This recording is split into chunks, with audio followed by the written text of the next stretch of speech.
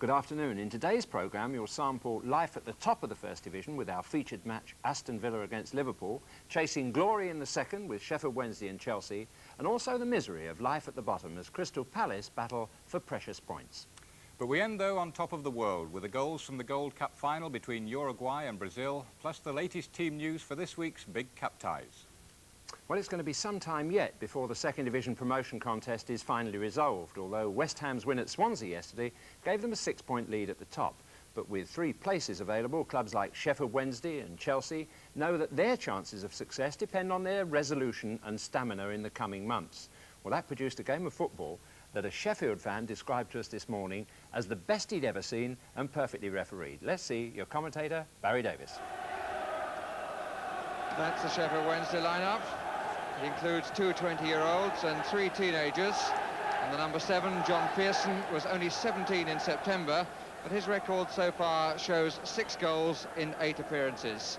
And the side's record here at Hillsborough, very impressive. 10 wins, 2 draws, and no defeats in league football. Chelsea also introduce another teenager, and he wears number 4. He's Tim Elmes, who's in the starting lineup for the first time, although he came on as a substitute against Luton on Boxing Day. And it's a side trying to get out of the doldrums. They haven't had a win in their last 5 games. Indeed, they haven't scored a goal in league football for 456 minutes.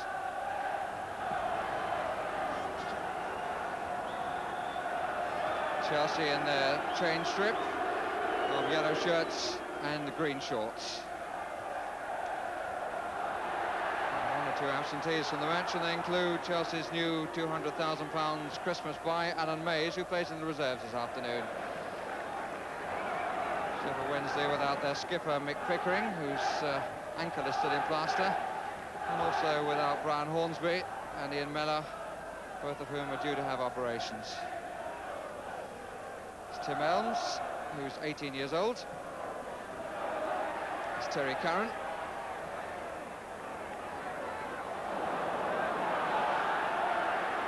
Lee has gone forward, but he went too soon, so Chivers had to hold it. And now here is Lee.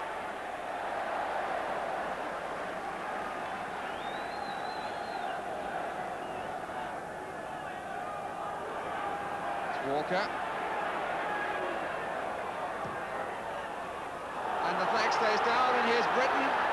Boulder had come to meet him, and they didn't make the most of a heaven-sent opportunity. Really, Chelsea should have put that away. Britton deciding to cross the ball instead of having a go himself. And Lee not able to put it in as the defence came back.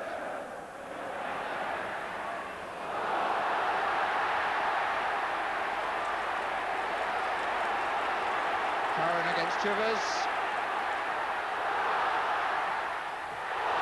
And a good clearance by Rowe. Johnson.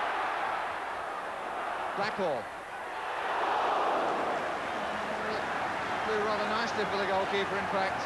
Hit it cleanly enough to Blackhall, but it curled nicely in. And Peter Barota getting all his body behind the ball.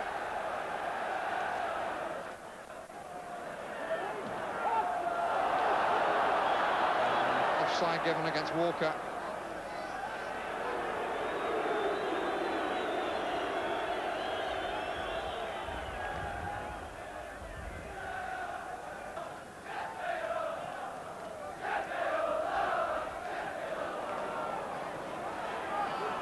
Rhodes Brown.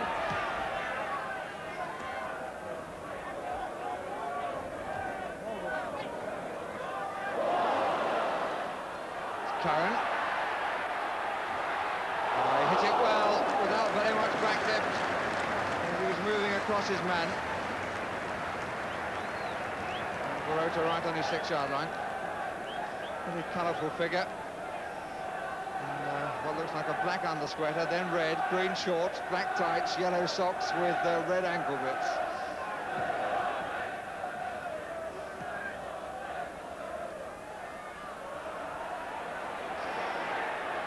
That's nicely weighted to Curran, and the goalkeeper to meet him.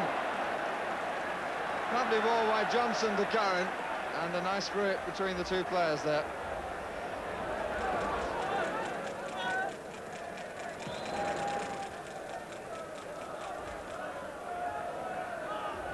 Tim Elms, Colin Lee,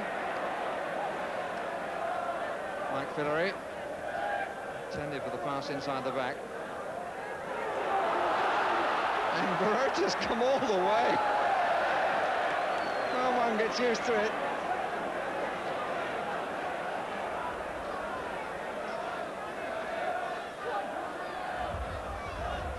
Pearson.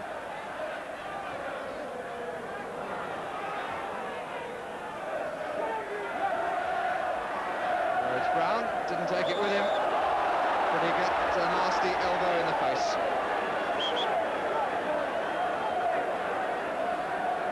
And it's not really the place to lie down for long. And the referee just having a few words with Peter Shirtliff.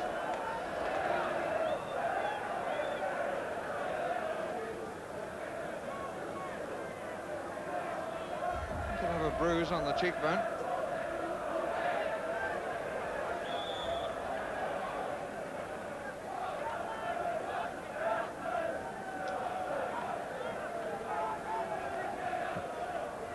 Inside position, it won't reach Lee. Down by Pearson to Curran. This is promising. Lehman making a move out to the left, and they're a bit conscious of him. And here is Lehman. Joy cleared. Curran put it back. Here's Sterland. Hit Roth.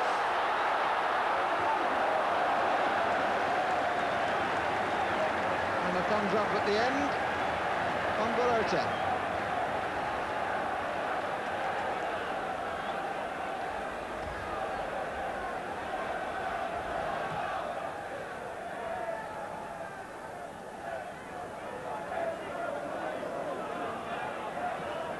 Fillery to Britain. It should have been. Have a little bit of pace.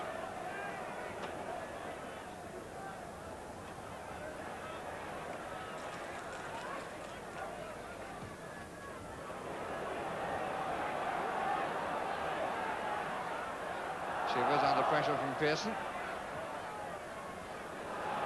Finds Tim Elms. Switched it well. Fillery to Rhodes-Brown. Pace on the run. He's played it nicely. Can he use it? Good stuff to Lee. And just over the top. Really good attack that by Chelsea. One end of the field to the other. Really the early ball played by Elms. The nice one into the path of Rhodes-Brown, who made the run.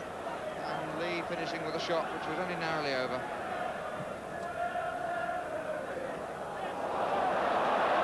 Interesting handball, but not given in fact. It turned out to be a pass, but it was obviously accidental. Curran's cross, and here's McCulloch, and that was a clear opportunity.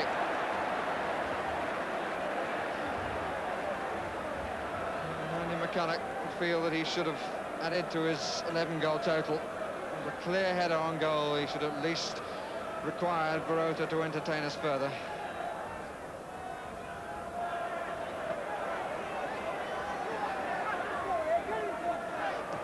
Fillery, Walker. Almost took it, but just not quite. And here's Lehman. Here's the number 9, but playing on the left side and tucking in there in good defensive positions. And although it's the Chelsea man down, the free kick is to Sheffield Wednesday.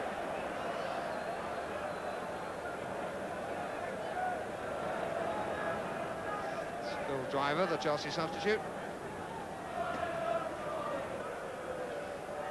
Jeff Hurst, the Chelsea manager, has come down to have a look. It really isn't looking too good for Gary Lock. Call for a stretcher.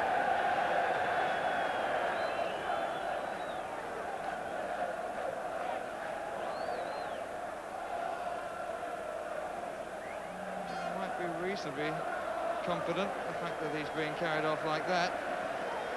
Let us hope so. The weight under the knee. That's the right leg that's the problem.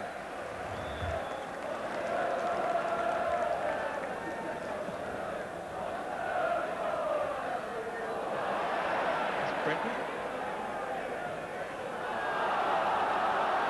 Walker chasing, but Mark Smith will get there first.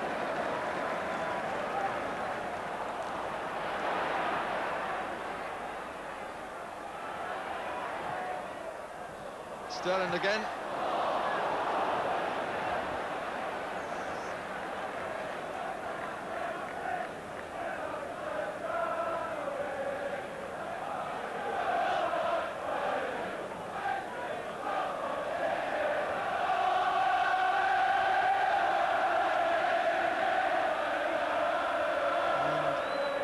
Joy in need of attention.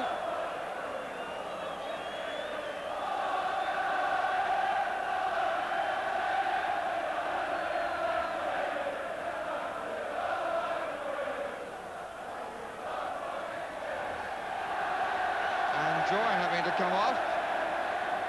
And Colin Lee has already been called back to take over at centre-half for the remaining seconds of the half. And Chelsea now down to 9 men.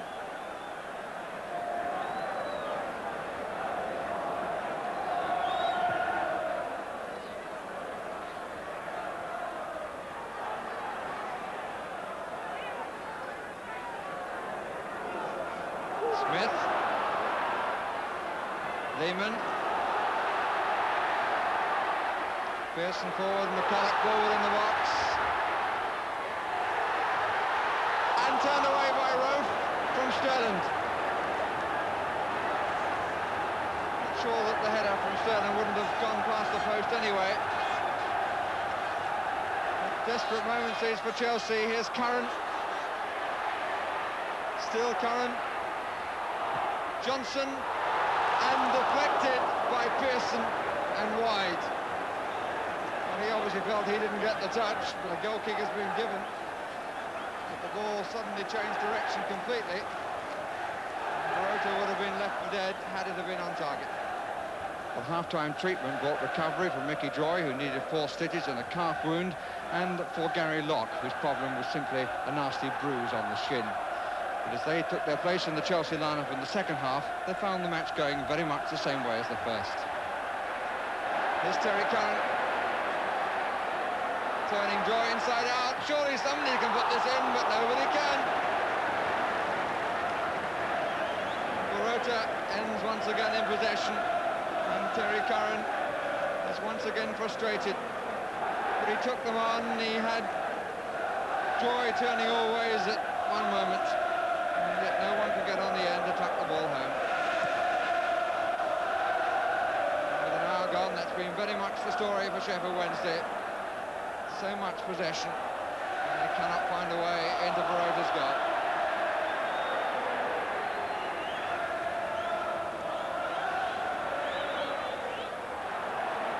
Curran again. And Pearson.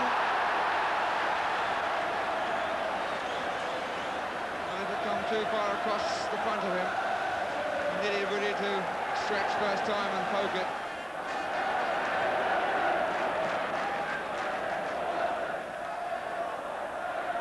Smith. And Walker. And Smith tripped over his own man as Walker goes in. And he can't make it count either. I suppose one has to say that that was the clearest chance of the match.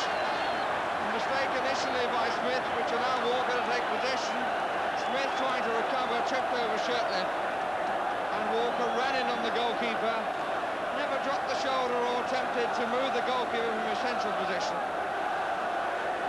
And the shot was palmed away.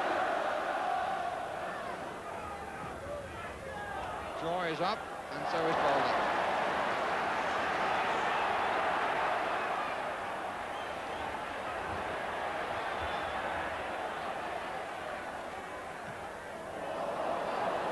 Present forcing the error from Boulder. Britton. Rofe with Rhodes Brown on the touchline. Villeray took it well.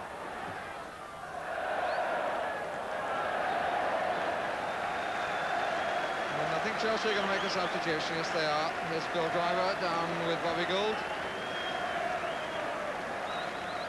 And the man he's replacing is the other winger, Rhodes Brown. Smith, Johnson.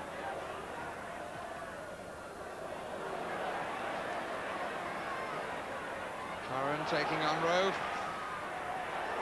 Came off Troy, the goalkeeper is on the wrong side, but Locke with plenty of time to get the ball away. Goalkeeper found himself nearer the 18-yard line than his own goal line. Sterling once more. And Barota correctly positioned and applauding for by no means the first time in the match. It's Dennis Rofe who's down on the deck.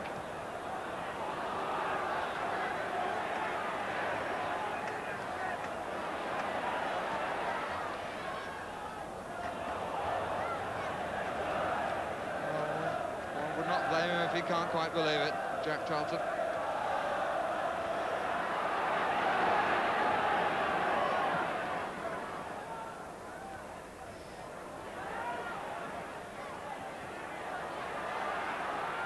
Villery. Lee is far post, coming in. Well, that was a bit questionable by Grant. It seemed to me that he played Colin Lee, made no attempt to go for the ball at all. And it certainly must have put Lee off. They were a bit lucky to get away with that.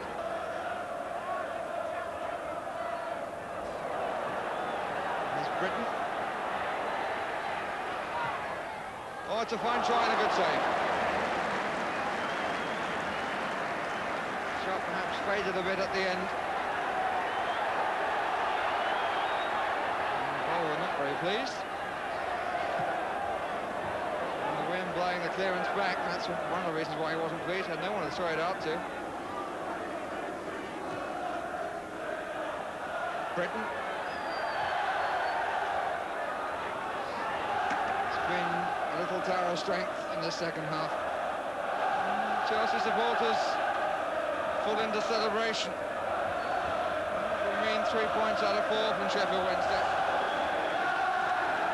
The final whistle goes as the Chelsea supporters celebrate. And really so many chances have been wasted so often, and as a result Sheffield Wednesday missed the main chance of taking the home victory. And Chelsea, in spite of now it being 6 games since they last scored, have a point to take back to London.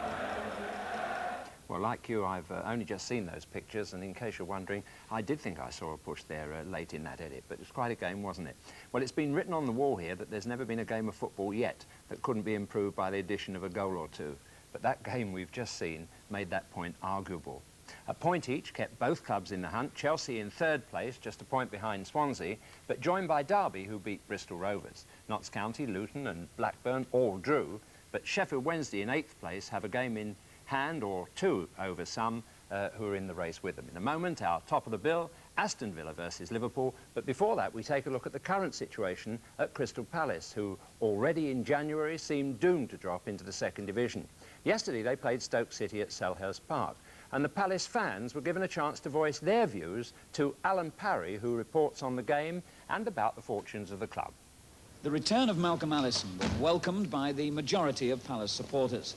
But the crisis at Selhurst Park grows deeper every week. Never before has a club in Palace's position at this stage of the season managed to avoid relegation.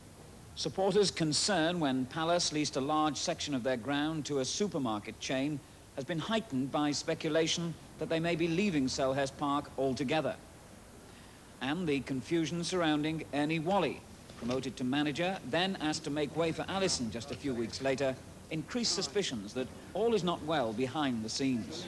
The Palace fans have seen the departure of popular players like John Burridge and Kenny Sansom, and read the stories of dressing room discontent.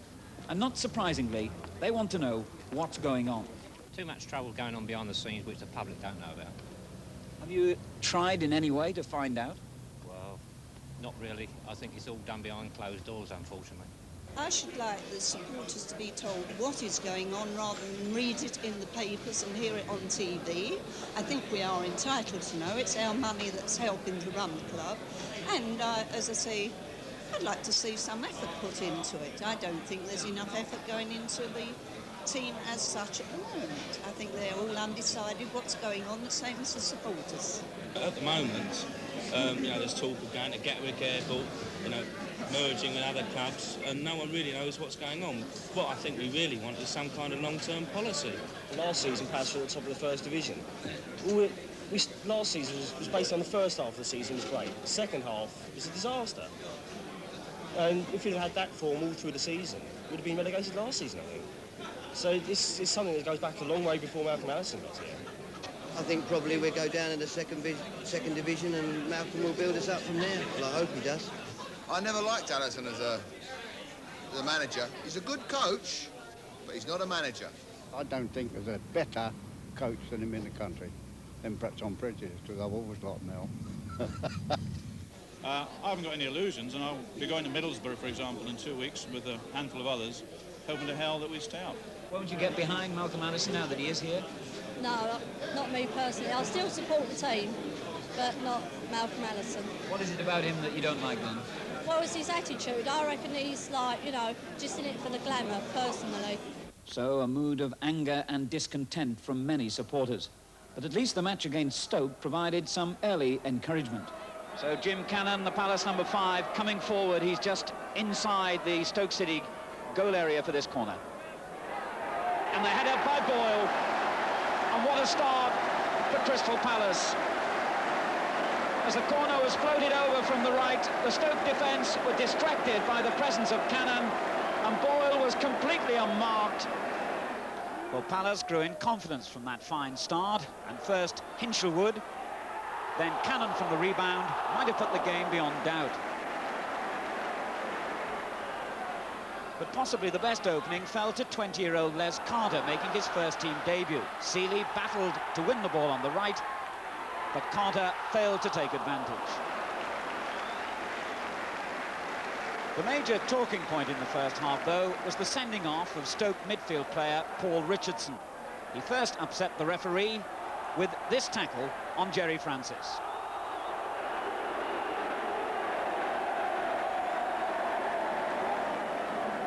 So the yellow card for Richardson, and just before half-time, the same player sinned again. Watch here on the right of your screen as Francis plays the ball away. Richardson comes in late, and referee David Letts really had no option but to send Richardson off. Mr. Letts was a busy man. He also showed the yellow card 5 times.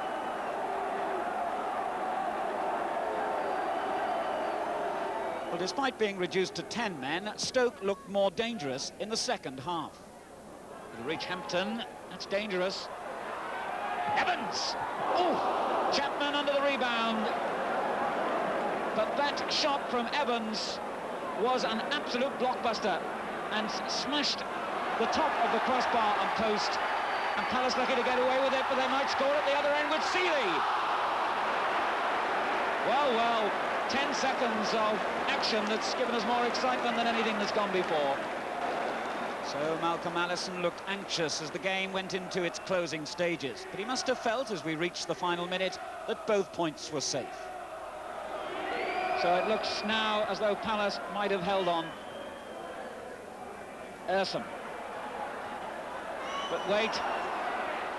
Ooh, it could be an own goal, and it didn't have to be, because Doyle has made sure. And what a tragedy for Crystal Palace. Well, poor Terry Geno, who's played so well, a complete misunderstanding then with Billy Gilbert as the ball was floated in. It would have gone in anyway from Gilbert's header, but Doyle just made sure. So another valuable point has slipped away on another unhappy day for Palace. We told the chairman Ray Bloy and the manager Malcolm Allison that the fans had accused them of not communicating enough, but they still declined to be interviewed. And that refusal can surely only widen the rift as Palace face a long and difficult winter. Well, it seems to me it wasn't all that long ago that Raymond Bloy and the board had everything going just right, and they were a club to be envied. And if they can get back to a similar situation again, relegation won't matter in the least. At the top of Division 2, they'll get bigger crowds and happier ones, and then bounce back again. And it can be done if the directors' staff and players and the fans sort themselves out quickly and positively. At the moment, no one's gaining. Perhaps they could take some comfort from the turmoil that existed at Aston Villa not all that long ago. The energy wasted in squabbling has been harnessed positively for the club, and they find themselves at the top of the table, challenging the very best for honours. Your commentator at Villa Park, David Coleman. A real big game atmosphere about Villa Park, and these two sides couldn't be more closely matched. Both 34 points from 25 games, both with a goal difference of 19 plus, and all that separates them at the top of the table, the fact that Liverpool have scored 4 more goals than Aston Villa. The Villa team news is that Ron Saunders makes one change. Colin Gibson comes back after injury, replacing young Gary Williams at number 3, and Williams is now the sub. There are 3 Scotsmen in the team, and the Scottish international team manager Jock Stein is here to see them. Ken McNaught, number 5, Des Bremner, number 7, and Alan Evans, number 4, a player that many think is due for international recognition, a sound defender who also scores valuable goals. Kenny Dalglish on the Liverpool side is another Scot whose form Jock Stein will be watching very closely. Kenny, who scored both goals when Liverpool beat Aston Villa 2-1 at Anfield last November. Liverpool today welcome back another Scottish international, Graham Souness at number 11. He's had an infected shin wound. But their 2 centre-backs, Phil Thompson and Alan Hansen, are still not fit, and Colin Irwin and Richard Money keep their places. The referee, Don Shaw from Sandbach in Cheshire, checking on the watch and the linesman, and Aston Villa to kick off. Only one home defeat this season when they lost to Everton last September. The only time, in fact, they've conceded more than 1 goal on the ground. They were beaten when Everton scored twice. And Liverpool, a remarkable run, only 1 defeat in their last 31 matches in all competitions. Liverpool chasing their 3rd championship in 3 years. Villa chasing their 1st since 1910. Kennedy taking it easily. And the whistle's gone. Free kick to Liverpool. Liverpool lining up with Phil Neal, their number 2 at centre-back, alongside Colin Irwin, and Richard Money taking the right-back spot. Bremner. Kennedy. Oh, Alan Kennedy had a brainstorm there, and he just gave it to Gary Shaw. Bremner. Mortimer. Tennis Cowans, right across to McNaught.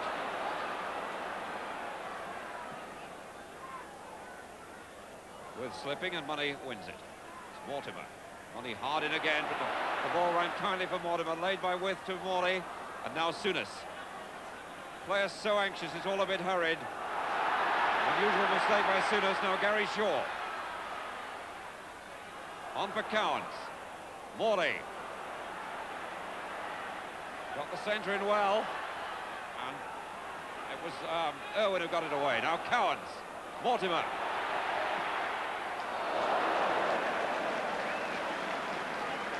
Mortimer first looked for the pass and then decided on the shot. Absorbed in the game, the Scottish team manager Jock Stein. Dennis Howell, the former Minister for Sport, there alongside him. And our own Jimmy Hill giving Dennis Howell some advice. Mortimer.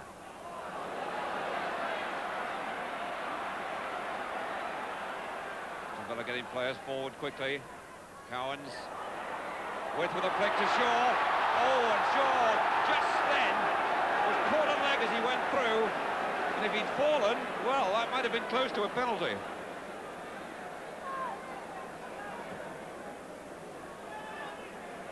Mortimer. Dermot and Shaw. Souness. It's Kenny Swain. Oh, he got through there well. And finally, right through the lot to Cowans. Well, Swain then threaded his way through. Seemed surprised to find himself in that position.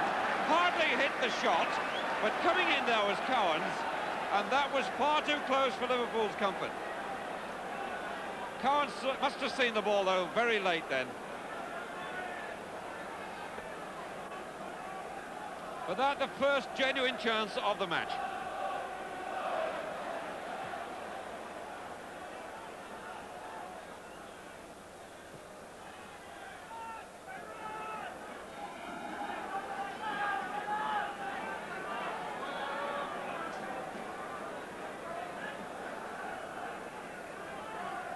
Swain has made a good start in this match. Oh, he found With well.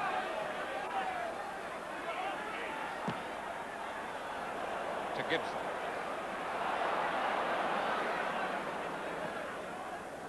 To Mortimer. On to Bremner. Well, building very nicely. Peter With. He lays the ball so well. Bremner just a fraction too strong for Swain. There's Bremner, former Hibernian player.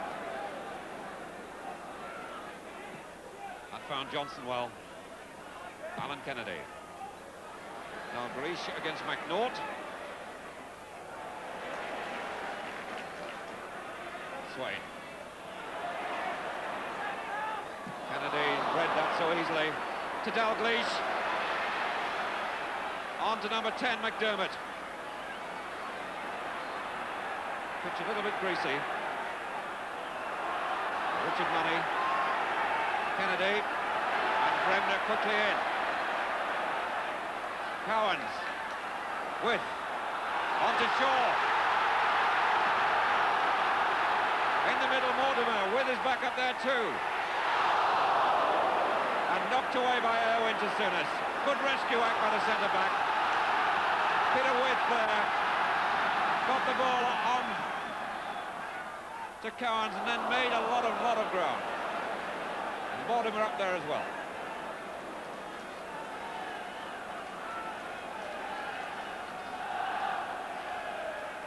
And in these opening exchanges, Villa have been the more positive side. They've certainly been doing the more attacking. Gordon Cowans. With and Neil. A foul given against Neil.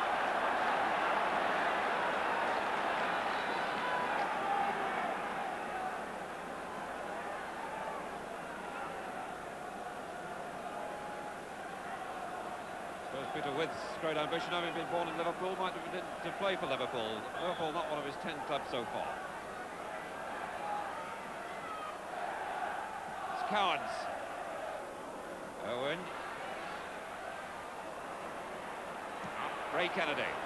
Just Johnson upfield. McNaught. Swain. McNaught.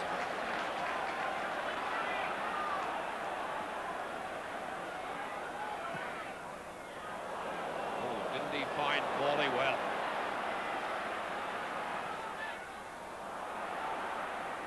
Morley again. Oh, he beat Money too easily. Gary Shaw. With. And Villa take the lead.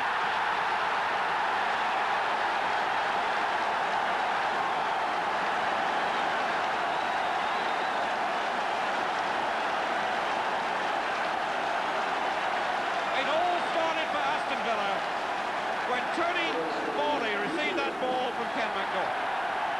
Eventually it was played back to Morley, who beat Money so easily. Shaw knocked the ball back across the goal mouth, and there was Peter with his 9th goal of the season to put Aston Villa 1-0 in front.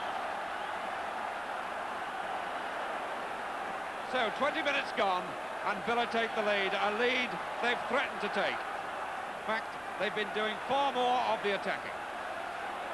Ken McNaught. Gibson.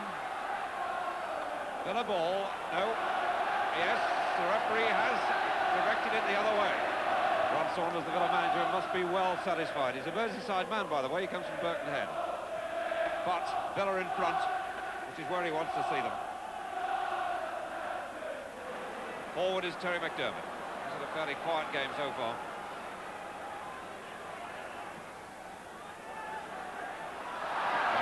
Foul? No. Kennedy.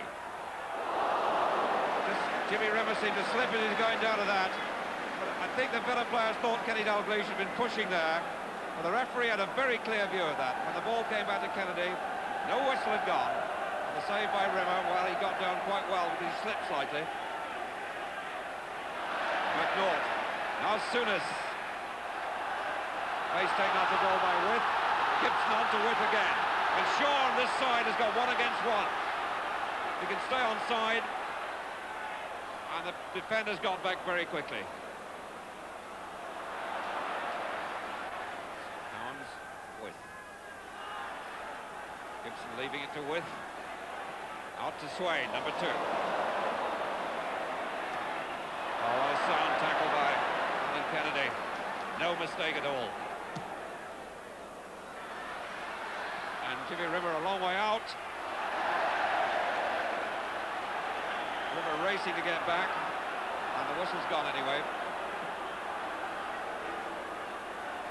And I think David Johnson's been penalised for a foul on the goalkeeper. A very good tackle by Alan Kennedy.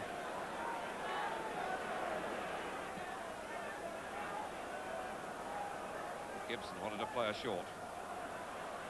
Morley. Ball was out. And offside given? No.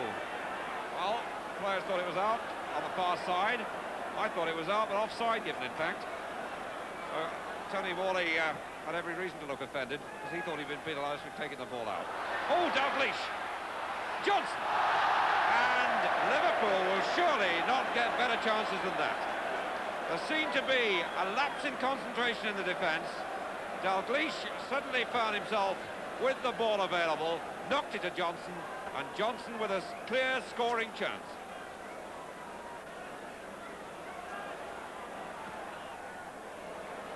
Morley hugging that touchline and causing a few problems. Gibson. That's for Kennedy. Dalglish. On to Sammy Lee. Youngster did well. McDermott.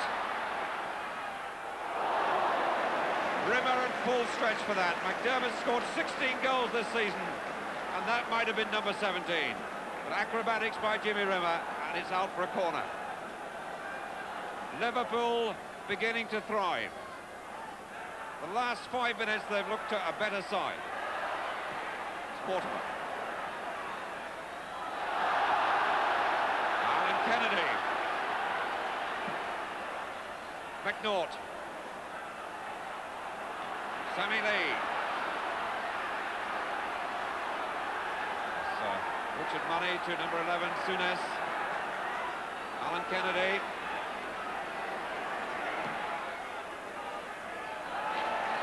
Cowan's header, no. Money to Irwin, to Lee. Liverpool with a lot of players forward, but not enough.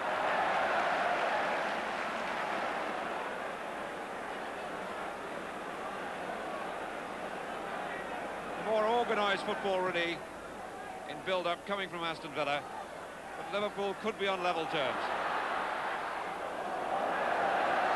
Certainly Villa have had by far the most of the attacking play. Liverpool players not 10 yards from the ball, it's alleged. It's Cowans, McNaught.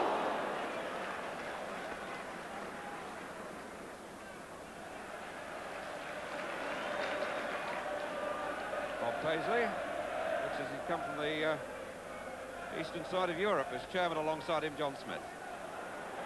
Johnson for Liverpool. Bill Neal.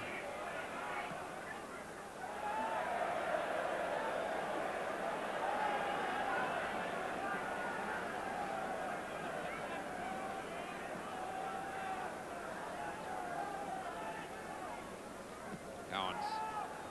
Money knocking it back. Johnson to number 11, Souness. Dalglish pleased by McNaught.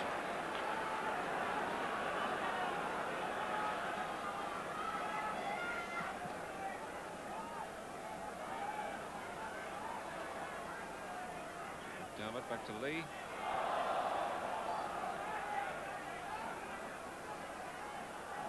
Now it's Johnson. Back to Lee. Neal.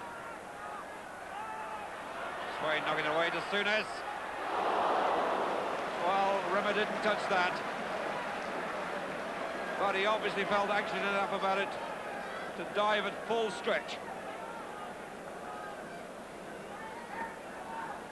Graham Souness.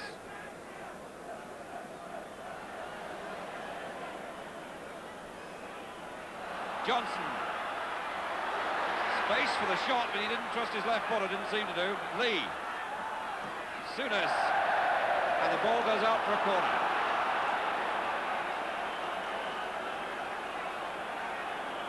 Referee looking at his watch again.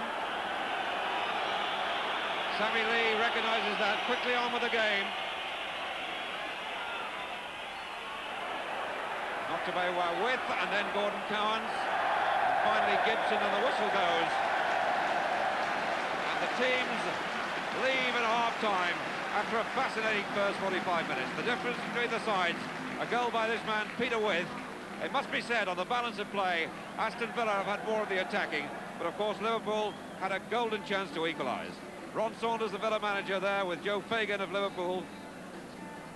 So they go into the dressing room, and the teams, Aston Villa 1, Liverpool 0, take a welcome break.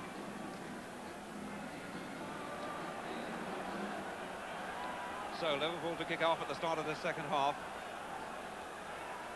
Villa, of course, still to play at home to 6 of the top 8 clubs, starting today with Liverpool. McDermott, Neal, Evans, Lee, Gibson. Made a good return to the side, Gibson. That's Colin Owen. Colin Owen, and in possession, Alan Kennedy. Johnson and McNaught. And Johnson was looking for the corner, which he got.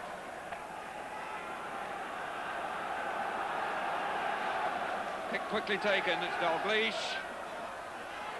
And With there helping the defender out, taking it right off Evans' head.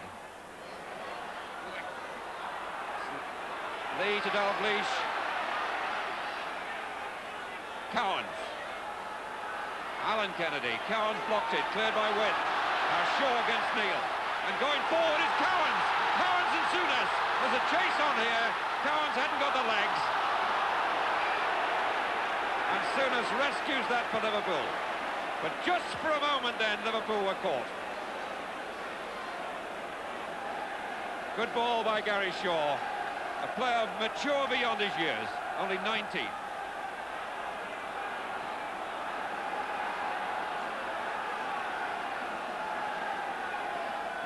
Kennedy. To Ray Kennedy.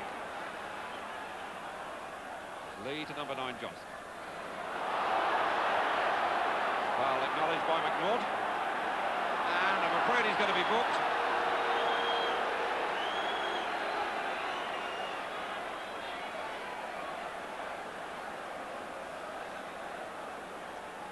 Don't think he's been spoken to before, but this may well be one of the last occasions we see a yellow card on Match of the Day, because it is said at the FA meeting during the coming week, card system will be discarded.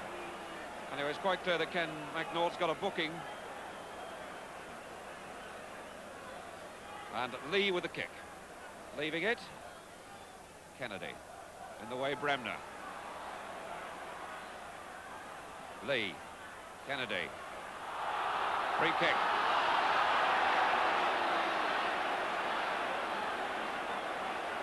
Ken Swain, the offender. Used to be an attacking midfield player with Chelsea, but what a difference Ron Saunders has made to his game.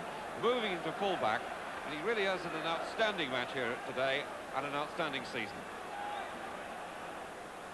Alan Kennedy back to his position. Ray Kennedy looks to be taking the kick. Owen trying to get in there with goal kick.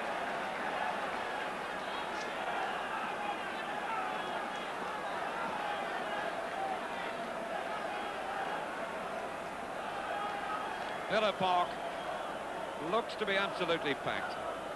And certainly this is a match to enjoy. The contest so close. And of course, with Liverpool out there, the champions for the past 2 years, you can take absolutely nothing for granted. On to Bremner. Back to Swain. Souness. Oh, width! And Souness didn't look, and Liverpool almost paid the penalty. Souness was careless then. Peter With anticipated what was happening. Souness didn't look, and Witz was in the way of the back pass. Watch Liverpool get away with it. Mortimer. Graham Souness. Ray Kennedy. Irwin. Stopped by Shaw. Gary Shaw. Oh, and stopped by Clements with his body and put to safety by Phil Neal.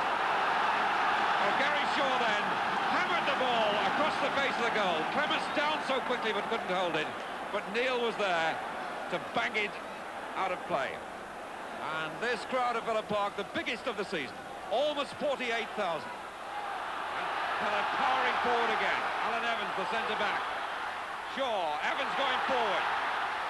Evans! Well, that would have been one for his scrapbook. He normally scores goals from set pieces when he comes forward, but he came all the way himself then. Interchange with Gary Shaw and found himself attacking and partly clear.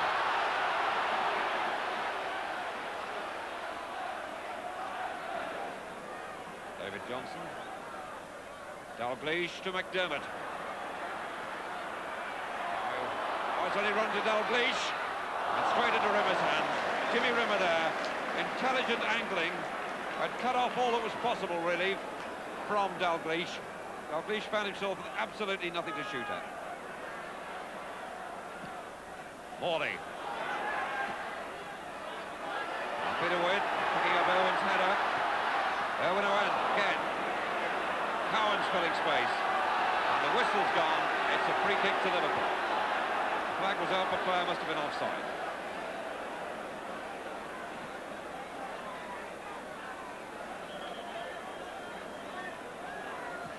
The minutes ticking away for Liverpool. Less than 9 minutes to go. Alan Kennedy running number 7, Bremner. But Bremner, as he has done so often in this match, wins. Back to Swain.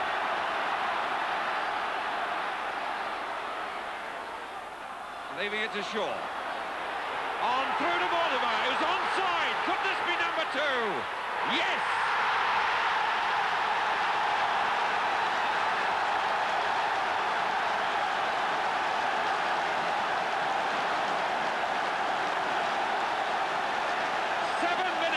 Play, or just over 7 minutes, and Villa make it 2-0. Dennis Mortimer, the captain, coming from deep positions. That's his specialty. The ball played back to him very neatly indeed, and Mortimer stormed forward, took them on.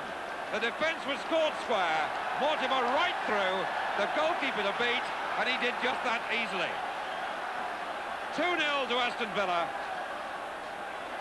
And Liverpool, who attacked so much in this second half, really are in trouble now. Villa, in the past this season, have been prone to letting through a late goal. In fact, it's cost them several points, as it did, in fact, in the previous match between these two last November, when Dalglish got the winner in the 89th minute. But now Villa with a 2-goal lead, they've got a cushion. Bremner to Swain. Bremner again. Kennedy, always unlucky. Mortimer. Peter Witt to Shaw. And the ball just hit Colin Owen then. And Liverpool save it once more. Alan Kennedy.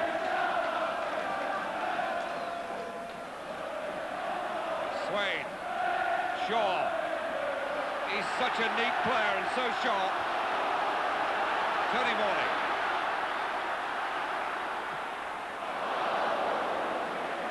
He decided to make his mind up and have a go.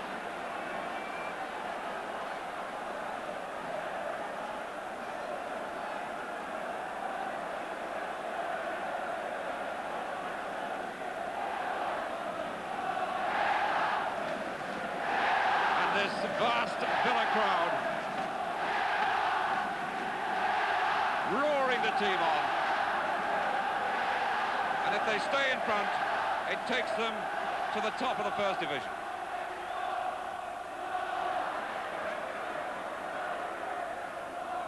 With to Bremner. Oh, Bremner got it. Didn't seem likely. Goal kick.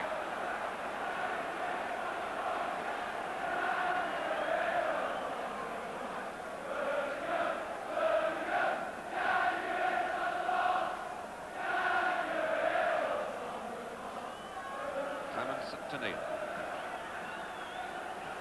playing the last minute of this match.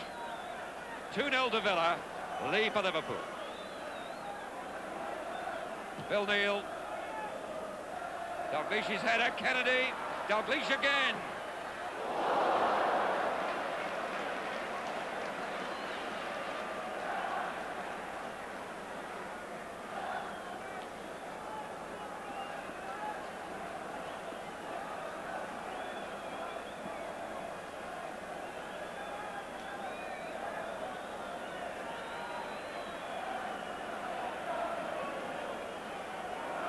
Just approaching injury and stoppage time.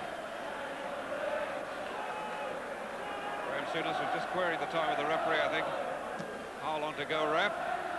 The time is certainly running out now for Liverpool.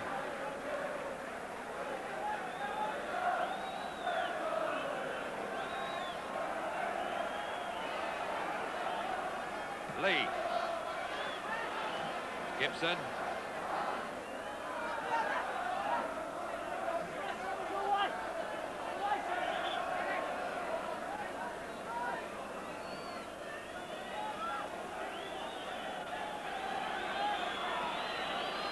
McDermott.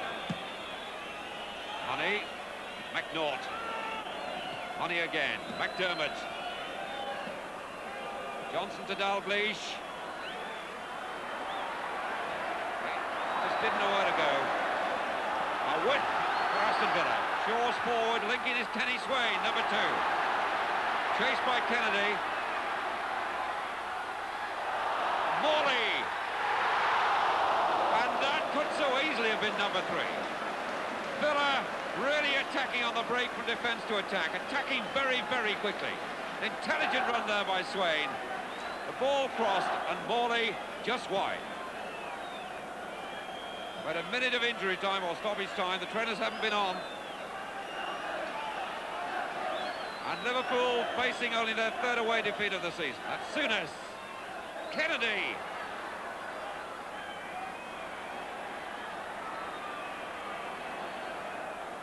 Sammy Lee. Mortimer in the way and cleared by Bremner. To Morley. With. Almost as if the referee doesn't want this to stop because he's let play go on.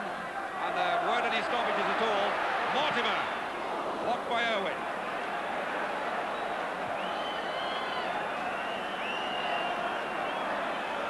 Referee looks at his watch again. The whistle blows on a memorable Aston Villa performance. Dennis Mortimer, the Villa captain, could take great satisfaction for this because he's led a side in which every Villa player has played well. They deserve the win, sound in defence and enterprising in attack. The goals scored by 2 Liverpudlians, Peter Wyth, who got the first, born in Liverpool, and so too was Dennis Mortimer, who got the second, and so too, in fact, was the Villa manager, Ron Saunders, who was born in Birkenhead. A really satisfying performance there by Aston Villa. Alan Evans, so powerful in defence alongside Ken McNaught. And these two must have impressed the watching Jock Stein, the Scottish manager, because they've given nothing away at all. And Villa go top of the table. And this was an outstanding performance by the whole side. And it was too, and despite a bitterly cold day, I think everyone enjoyed that hour and a half. Even Bob Paisley was laughing at the end, probably because with Graham Souness coming through unscathed after injury and other players on the way back, he could see daylight despite losing those 2 points. And in searching for reasons why that 90 minutes seemed to pass in a flash, I noticed both goalkeepers seldom kicked the ball out of their hands and were always ready to throw the ball back into play as quickly as possible. And I commend this attitude to all their colleagues, especially if they acquire the same technique and strength as Jimmy Rimmer, who made this Olympic-style throw to Gary Shaw in the 76th minute note when they were just 1 goal up. So well done Jimmy Rimmer, Ray Clements and all for playing the game in a way that the spectators thoroughly enjoyed. And if it's good enough for those at the top of the First Division, well, it should be good enough for the rest. Bob. Well, as a result of that win, Villa go back on top of the First Division, and manager Ron Saunders says our destiny is now in our own hands. But the same could apply to Ipswich, just a point behind, who play one of their 2 games in hand on Tuesday at home to Birmingham. Manager Bobby Robson told me today that both Paul Mariner and Alan Brazil, who received slight injuries yesterday, should be fit, And he also denied any interest in signing Clive Allen of Crystal Palace or Colchester's Kevin Bremner, as has been reported. Well, it's another busy Cup week coming up. Tomorrow evening, FA Cup holders West Ham make their third trip to Wales in 8 days when they meet Wrexham in a third-round second replay. Team news from Hammer manager John Lyle today. He expects both Ray Stewart and Alan Devonshire, who took slight knocks in the 3-1 win at Swansea, to take their place in an unchanged side. As for the home team, well, they had 4 players in for treatment this morning, but manager Arvin Griffiths told me that Di Davis, his keeper, and Les Cartwright will be fit to play, with Ian Edwards, who came off at half-time yesterday against Newcastle, and Joey Jones, who has an ankle problem, facing fitness tests tomorrow. The other big cup tie this week is the League Cup semi-final first leg between Manchester City and Liverpool at Main Road on Wednesday. City, remember, will be without Bobby McDonnell, Tommy Hutchinson and Jerry Gow. They're all cup-tied. So Tony Henry, Dave Bennett and Dennis Stewart all come into the reckoning. Liverpool's main selection decision is whether to recall England international Phil Thompson for his first senior match since breaking his shoulder in November. Phil yesterday came through his second reserve game without any problem, and the indication from Bob Paisley today is that he is likely to play against City. Well, now for the goals from the final of the Gold Cup tournament in Montevideo, a competition for former World Cup winners and one which has been totally dominated by South American countries. This was reflected in last night's final between the host nation, Uruguay, and Brazil, which attracted a capacity crowd of 72,000, some of whom became so excited that they threw themselves in the stadium moat, with others setting off firecrackers. Mind you, Uruguay kept their fanatical fans waiting until 6 minutes into the second half for a goal. Golden boy Ruben Paz having a shot saved by Lite, and substitute Barrios picking up the rebound. But Brazil came back well, and just 9 minutes later, Socrates' positive run was halted by Oliveira, who dived in with a reckless tackle. Despite Uruguay's protests, Austrian referee Linnemeyer rightly awarded a penalty, and that brought the respective captains face to face. But with Brazil's Socrates beating Rodriguez comfortably. So, 1-1, and the scene set for a dramatic finale. A free kick by Ramos 9 minutes from time, finding its way through to Victorino, whose stooping header gave Uruguay a 2-1 victory over the Brazilians. So Uruguay celebrating in style the 50th anniversary of their win in the first World Cup finals. And speculation following the tournament that the venue for the 1986 finals, scheduled for Colombia, could be changed. There are strong suggestions from Uruguay today that they could now be played in Brazil. I wonder who will be favourites. Thank you, Bob. Well, that brings the programme to an end, except to remind you that there's cup football in Sports Night next Wednesday. The programme begins at 9:25, and for cricket fans, England's team prospects are reviewed as they leave for the West Indies the next morning. Well, let's hope that tour finishes with our cricketers feeling, as I imagine Aston Villa's players must have felt on waking up this morning. Contented, and as they used to say, goal happy. Good afternoon to you. Ollie again. Oh, he beat Money too easily. Gary Shaw. West. And Villa take the lead. Leaving it to Shaw. On through to Mortimer, who's onside. Could this be number 2? Yes!